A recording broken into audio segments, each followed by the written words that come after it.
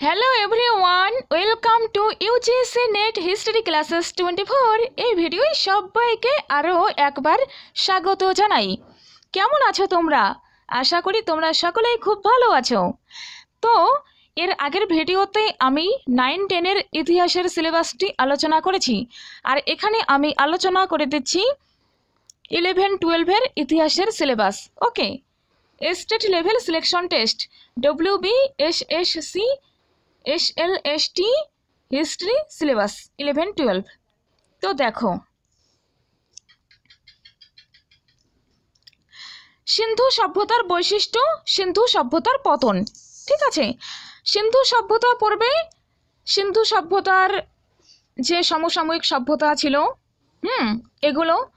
তারপর সিন্ধু সভ্যতা যেমন তাম্রপ্রস্তর বা ব্রোঞ্জ যুগীয় সভ্যতা তার অন্তর্গত। ঠিক আছে, আর সিন্ধু সভ্যতার বিস্তৃতি পড়তে হবে। তারপর এখানে বিভিন্ন গুরুত্বপূর্ণ বিখ্যাত স্থানসমূহ যেমন মহেঞ্জোদারো, তাকে সিন্ধুও বলা হয়। তারপরে হরপ্পা, পাকিস্তানের পাঞ্জাব অন্তর্গত। ধোলাভিরা, যেটি গুজরাটে অবস্থিত। লোথাল, গুজরাট। কালিবঙ্গান, রাজস্থান। চানহুদারো, সিন্ধুতে অবস্থিত কারেন্ট টাইমে। শুটিকা গেন্দর, দাইমাবাদ, কোটি দিজি। এছাড়াও রাজস্থান, হরিয়ানা, তারপর গুজরাটে আরও প্রচুর জায়গা রয়েছে। তো এই সমস্ত গুরুত্বপূর্ণ জায়গাসমূহের কথা পড়তে হবে। তারপর এখানকার যে বিখ্যাত, অর্থাৎ সেখানকার মানুষজনের অর্থনৈতিক জীবন, সামাজিক জীবন, গৃহপালিত পশু, ব্যবসা বাণিজ্য, প্রযুক্তি দক্ষতা, সিলমোহর, ধর্ম ইত্যাদি সবই পড়তে হবে তোমাকে। ঠিক আছে, তারপরে পতনের সময় তোমাকে পড়তে হবে যে বহিঃশত্রুর আক্রমণের ফলে পতন হয়ে গেল। তারপর বন্যার কারণ, ভূমিকম্প, তারপর মহামারী, কে কি মতামত দিয়েছেন এটি দিতে হবে। ঠিক আছে, এটাও পড়তে হবে। নগরগুলির বৈশিষ্ট্য। ঠিক আছে, এরপর আসবে বৈদিক সভ্যতা। বৈদিক সভ্যতা পড়তে গিয়ে আসবে আর্য সমস্যা। আর্য কি, কবে এসেছে, ঋগ বৈদিক যুগ, পরবর্তী বৈদিক যুগ, মানে যেটাই পড়ো না কেন তার যে প্রথমে উৎপত্তি থেকে শুরু করে সেখানে মেন পয়েন্টস কি রয়েছে। যেমন বৈদিক সভ্যতা পড়তে গেলে তোমাকে পড়তে হবে ঋগ বৈদিক যুগ পড়তে হবে, আর পরবর্তী বৈদিক যুগ 1000 থেকে 600 খ্রিস্টপূর্ব। ঋগ বৈদিক যুগের 4টে বেদ রয়েছে। তারপরে এখানে বৈদিক যুগের কতগুলো নদী রয়েছে, তার নাম, কারেন্ট নেম, কোন অঞ্চলে অবস্থিত। তারপর রাজনৈতিক জীবন, সামাজিক জীবন, আর্যদের বিবাহ রীতি, অর্থনৈতিক জীবন, ধর্মীয় জীবন, এগুলো সবই দেখতে হবে। তারপরে এখানে রয়েছে বিভিন্ন যুগের কয়েকজন দেবদেবী। এর 2016-র SLST 11-12-এর আই থিঙ্ক ইন্দ্র বা রুদ্র কারোর নাম দিয়ে একটা কোশ্চেন এসেছে যে রুদ্র কিসের দেবতা, এরকম। তো তোমাকে সেখানে রুদ্র কিসের দেবতা এরকম একটা প্রশ্ন জিজ্ঞাসা করেছিল। তো এবার জিজ্ঞাসা করতে পারে অন্য কিছু, ইন্দ্র বা অগ্নি বা সোম, বায়ু কিসের দেবতা। ঠিক আছে, এগুলো তোমাকে দেখতে হবে। তারপর পরবর্তী বৈদিক যুগ এখানেই রয়েছে। নেক্সট, ষোড়শ মহাজনপদ। মগধে যে ষোড়শ মহাজনপদের উৎপত্তি ঘটেছে, তার মধ্যে মগধ নিজ ক্ষমতা বলে শক্তি অর্জন করে যেটি রয়েছে সেটি পড়তে হবে। বৌদ্ধ ধর্ম, জৈন ধর্ম এখানে তোমাকে পড়তে হবে। মহাবীর ও জৈন ধর্ম, বুদ্ধদেব এবং গৌতম বুদ্ধ এবং বৌদ্ধ ধর্ম। তার মধ্যে রয়েছে ত্রিপিটক। তার মধ্যে এবার মাদ্রাসা সার্ভিস কমিশনে রয়েছে যে বাজ পাখি কার প্রতীক, অনন্তনাথের চিহ্ন বাজ পাখি। তো এরকম তারপরে কোথায় কোন হয়েছে, বৌদ্ধ সংগীতগুলি কোথায় হয়েছিল, এই যে তোমাকে বৌদ্ধ ধর্মের উৎপত্তি কিভাবে হলো, তারপর এগুলো তো পড়তেই হবে। এগুলো কনসেপচুয়াল, এগুলোর কোনো ফ্যাক্টস নেই। এগুলো তোমাকে যে কোনো বইতে তুমি পেয়ে যাবে, তুমি ভালো করে পড়ো। তারপরে যখন আর কি ইম্পর্ট্যান্ট কোশ্চেন্স বা কিছু প্র্যাকটিস করবে, তখন তুমি অনায়াসে কোশ্চেন্স করতে পারবে, উত্তর দিতে পারবে। তারপরে বৌদ্ধ বিশ্ববিদ্যালয় তালিকা, যেমন নালন্দা, অদন্তপুরী, বিক্রমশিলা, সোমপুরী, জগদ্দল, বল্লভী, এগুলো কোথায় অবস্থিত, তাদের প্রবর্তক কে বা কোন রাজা প্রতিষ্ঠা করেন, কোন রাজবংশের অন্তর্গত, ঠিক আছে। এভাবেও কোশ্চেন্স আসে যে তিনটে ইউনিভার্সিটি অর্থাৎ এই বিশ্ববিদ্যালয়ের নাম দিয়ে দেবে, বলবে যে গুপ্ত যুগে কোনটা প্রতিষ্ঠিত হয়েছিল, বা কোনটি পাল যুগে প্রতিষ্ঠিত করা হয়েছে, কোনটি মৈত্রক বংশ প্রতিষ্ঠা করেছিল, এরকম। নেক্সট, মৌর্য সাম্রাজ্য। আর গুরুত্বপূর্ণ কথা, মৌর্য সাম্রাজ্য আর গুপ্ত সাম্রাজ্য এ দুটো কিন্তু পুরোপুরি পড়তে হবে, কোনো কম্প্রোমাইজ নয়, এগুলো একদম কনসেপচুয়াল, ঠিক আছে। মৌর্য সাম্রাজ্য পড়তে অর্থশাস্ত্র, তারপর ইন্ডিকা, এগুলো পড়তে হবে। বিভিন্ন পুরাণ রয়েছে, সেগুলো একটু দেখতে হবে। এগুলো বইয়েই পেয়ে যাবে এক লাইনের করে, যেমন বিষ্ণু পুরাণের মতোই চন্দ্রগুপ্ত মৌর্য কী ছিলেন বা তাকে কি বলা হয়েছে, এইগুলো। আর চন্দ্রগুপ্ত মৌর্য পড়বে, বিন্দুসার পড়বে, তারপর অশোক পড়বে, তার সময় গ্রিক রাজদূত কে এসেছেন, হ্যাঁ, এই সমূহ। তারপর পতন পড়বে মৌর্য সাম্রাজ্যের পতন, তারপর অশোকের ধম্ম শিলালিপিগুলি পড়তে হবে। তারপর আসবে গুপ্ত সাম্রাজ্য। গুপ্ত সাম্রাজ্য একটি খুবই গুরুত্বপূর্ণ অধ্যায়। গুপ্ত সাম্রাজ্য ফাহিয়ান পড়তে হবে। গুপ্ত সাম্রাজ্যের উৎপত্তি অর্থাৎ প্রতিষ্ঠা থেকে তারপরে পরবর্তী সেরকম তো কিছু দেওয়া নেই, এখানে রয়েছে গুপ্ত সাম্রাজ্য। তো গুপ্ত সাম্রাজ্য প্রচুরভাবে পড়তে হবে। এখানে চন্দ্রগুপ্ত, প্রথম চন্দ্রগুপ্ত, সমুদ্রগুপ্ত, দ্বিতীয় চন্দ্রগুপ্ত, ফাহিয়ানের বিবরণ। নেক্সট, প্রথম কুমারগুপ্ত, স্কন্দগুপ্তকে বলা হয় ভারতের রক্ষাকর্তা। তারপরে শাসন ব্যবস্থা তো পড়তেই হবে, গুপ্ত যুগের অবদান, অর্থনীতি, শিক্ষার অগ্রগতি, বিশ্ববিদ্যালয়, বিজ্ঞানের অগ্রগতি, ঠিক আছে, পঞ্চ সিদ্ধান্ত, তারপরে এই সমূহ, শিল্পকলা, গুপ্ত যুগের নবরত্ন, এগুলো, হ্যাঁ। আর সাথে বাংলার পাল এবং সেন বংশ তো পড়তেই হবে, কারণ এখানে যেহেতু আমরা ওয়েস্ট বেঙ্গল থেকে পরীক্ষা দিব, এটি যদিও বিহার বা এই সংলগ্ন স্থানে ছিল, তবুও এটি সিলেবাসে স্পেশালি উল্লেখ করা রয়েছে, তো সুতরাং এটিকে বিশেষভাবে পড়তে হবে। এমনিতে যখন তুমি পড়তে থাকবে তখন মানে অনায়াসে হয়ে যাবে আর কি। এমনি মনে হচ্ছে যে এত কিছু পড়বো, এত কিছু টপিক মাথায় থাকবে কি থাকবে না, যখন পড়তে শুরু করবে তখন হয়ে যাবে, চিন্তার কোনো কারণ নেই, ঠিক আছে। নেক্সট, দিল্লি সুলতানের প্রতিষ্ঠা।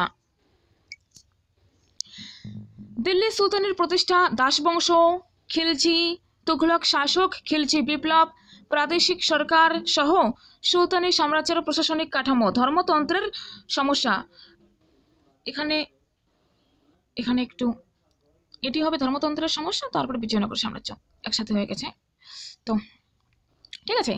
দিল্লি সুলতানের প্রতিষ্ঠা, যেমন বললাম, যে কোনো বংশ যখন পড়ছে তখন তার উৎপত্তি পড়তে হবে, গুরুত্বপূর্ণ শাসক তারা পড়তে হবে।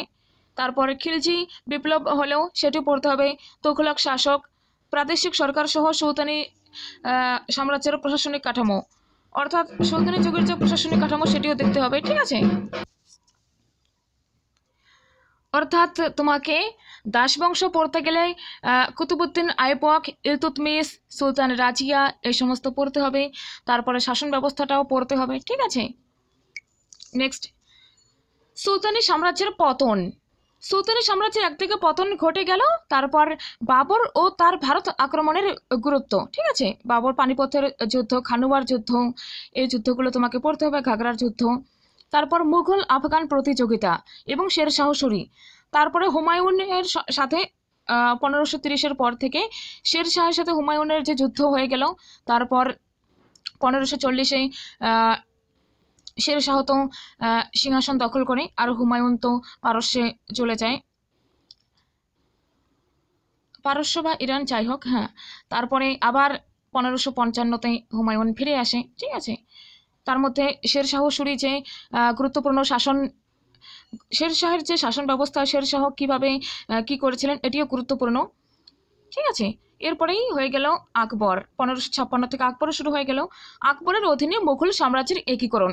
আকবর বিভিন্ন যে কাবুল জয়, তারপর বিভিন্ন যে স্থানসমূহ জয় করেছেন আকবর, সেটা তোমাকে অবশ্যই দেখতে হবে, কারণ এটি খুবই গুরুত্বপূর্ণ। আকবরের হয়ে যাবে মালব জয়, অম্বর, গন্ডওয়ানা, মেবা, রণথম্বর, উড়িষ্যা, বালুচিস্তান, কাশ্মীর, কাবুল, বিহার, বাংলা, খানদেশ, আহমেদনগর, আসিরগড়, এগুলো দেখতে হবে। আকবরের অধীনে আঞ্চলিক সম্প্রসারণ, ঠিক আছে, আঞ্চলিক কোন কোন স্থানে তারা দখল করে নেন। আর মনসবদারি ব্যবস্থা, ধর্মীয় নীতি, এখানে দেখো মনসবদারি ব্যবস্থা, ধর্মীয় নীতি, এটি 19-এ পড়তে তো হয় না, এটি 11-12-এ পড়তে হবে, ঠিক আছে। আকবরের ধর্মীয় ব্যবস্থাটা কেমন ছিল। জাহাঙ্গীর ও শাহজাহানের রাজত্বের সংক্ষিপ্ত বিবরণ, এটি তোমাকে দেখতে হবে। ঔরঙ্গজেবের সম্প্রসারণবাদী নীতি, ঠিক আছে, যেমন ডেকানের গোলকুন্ডা আর হ্যাঁ গোলকুন্ডা আর কি যেন একটা রাজ্যের নাম, হ্যাঁ গোলকুন্ডা বিজাপুর, ঠিক আছে, ভুলে গেছিলাম। তো গোলকুন্ডা বিজাপুর এটি দেখতে হবে, এটি একটি বিশেষ অধ্যায়। তারপর আর এখানে আঞ্চলিক শক্তির উত্থান, যেমন বাংলা, অযোধ্যা, হায়দ্রাবাদ এবং 18 শতকের গোড়ার দিকে সাম্রাজ্যের পতন। হ্যাঁ হ্যাঁ, এখানে দেখো শিবাজি ও মারাঠা স্বরাজ্যের চরিত্র, ঠিক আছে। তো শিবাজির দিকটিও দেখতে হবে। 1627 শিবাজির জন্ম, তারপর থেকে 1660-65-তে পুরন্দরের সন্ধিগুলি হয়ে গেল। ঔরঙ্গজেব আর মুঘল সাম্রাজ্যের পতন, আঞ্চলিক শক্তির উত্থান, বাংলা, অযোধ্যা, হায়দ্রাবাদ, 18 শতকের গোড়ার থেকে সাম্রাজ্যের সংকট, বাংলার নবাব কারা ছিলেন, অযোধ্যার নবাবকে, হায়দ্রাবাদের প্রতিষ্ঠাতাকে, এগুলো পড়তে হবে। নেক্সট, সিরাজ উদ দৌলা এবং ইস্ট ইন্ডিয়া কোম্পানির দ্বন্দ্বের কারণ, পলাশের যুদ্ধ, বক্সার যুদ্ধ, তারপরে মীর কাসিম, ব্যক্তিগত বাণিজ্য এবং ইংরেজ ইস্ট ইন্ডিয়া কোম্পানি, ব্রিটিশ সম্প্রসারণের সংক্ষিপ্ত বিবরণ, ব্রিটিশরা ভারতে কিভাবে কোন আঞ্চলিক রাজ্য, দেশীয় রাজ্য দখল করলো সেটি। ঔপনিবেশিক অর্থনীতি এটি অবশ্যই পড়তে হবে, এটি কিন্তু 19-এ নেই, 11-12-এ রয়েছে। ভূমি রাজস্ব বন্দোবস্ত, চিরস্থায়ী বন্দোবস্ত, এগুলো। সম্পদের নিষ্কাশন, ড্রেন অফ ওয়েলথ, অবশিল্পায়ন, ডি ইন্ডাস্ট্রিয়ালাইজেশন, আধুনিক শিল্পের সীমিত বিকাশ, এটি দেখতে হবে। নেক্সট, ব্রিটিশ শাসনের অধীনে প্রাথমিক বিরোধ, পাইক, চুয়ার এবং পলিগার বিদ্রোহ, ঠিক আছে, এগুলো দেখতেই হবে। ওয়াহাবি এবং ফরাজি আন্দোলন, সাঁওতাল বিদ্রোহ, 1857 সালের মহাবিদ্রোহ, প্রসঙ্গ প্রকৃতি, এই অধ্যায়টি একদম সম্পূর্ণ পড়তে হবে, যেমন করে পড়বে মৌর্য সাম্রাজ্য, গুপ্ত সাম্রাজ্য, ঠিক তেমন করেই পড়তে হবে। এদিকে পাশ্চাত্য শিক্ষা ব্যবস্থা, তারপরে রয়েছে সামাজিক সংস্কার, ঠিক আছে, রাজা রামমোহন রয়, ইয়ং বেঙ্গল এবং বিদ্যাসাগর উল্লেখ রয়েছে, এই তিনজনকে অবশ্যই পড়তে হবে। তারপর ব্রাহ্ম সমাজ এবং প্রার্থনা সমাজ, আলিগড় আন্দোলনটাও দেখতে হবে। ভারতীয় জাতীয়তাবাদের প্রাথমিক পর্যায়ে প্রাক কংগ্রেস সভা সমিতি, বিভিন্ন প্রাক কংগ্রেস যে সভা সমিতি রয়েছে সেগুলোর তোমাকে দেখতে হবে। আমি অবশ্য নেট সেটের জন্য বানিয়ে দিয়েছি ইউটিউবে, তোমরা সেটাও দেখতে পারো, ঠিক আছে। কংগ্রেসের প্রতিষ্ঠা 1815 খ্রিস্টাব্দে, ভারতীয় জাতীয় কংগ্রেসের প্রতিষ্ঠা। তারপর কংগ্রেসের প্রথম পর্বের কার্যাবলী প্রকৃতি, এটি দেখতে হবে, ঠিক আছে।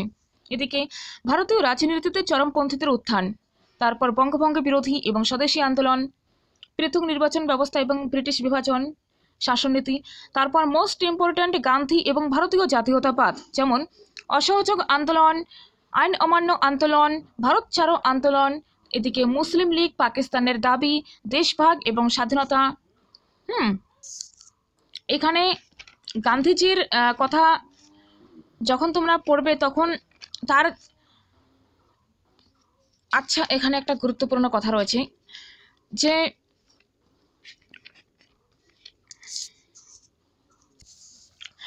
গান্ধীজি তো পড়বেই, কিন্তু তার সাথে সাথে তোমাকে এটিও দেখতে হবে একটু, যে ভারতীয় রাজনীতিতে যেমন মন্টেগু চেমস্ফোর্ড শাসন সংস্কার, রাওলাট আইন, তারপর রাওলাট সত্যাগ্রহ, তারপর এদিকে খিলাফত আন্দোলন, স্বরাজ্য দল, সাইমন কমিশন, আইন অমান্য আন্দোলন তো পড়বেই। তারপরে এদিকে বাংলার বাইরে যে বিপ্লবী জাতীয়তাবাদ, বাংলাদেশে বিপ্লবী জাতীয়তাবাদ, প্রথম বিশ্বযুদ্ধের পরবর্তীকালে বিপ্লবী জাতীয়তাবাদ, এগুলো দেখতে হবে। এদিকে কংগ্রেস সমাজতন্ত্রী দল, তারপরে শ্রমিক ও কিষাণ সভা আন্দোলন, ভারত শাসন আইন, ফরওয়ার্ড ব্লক, তারপর ভারত ছাড়ো আন্দোলন।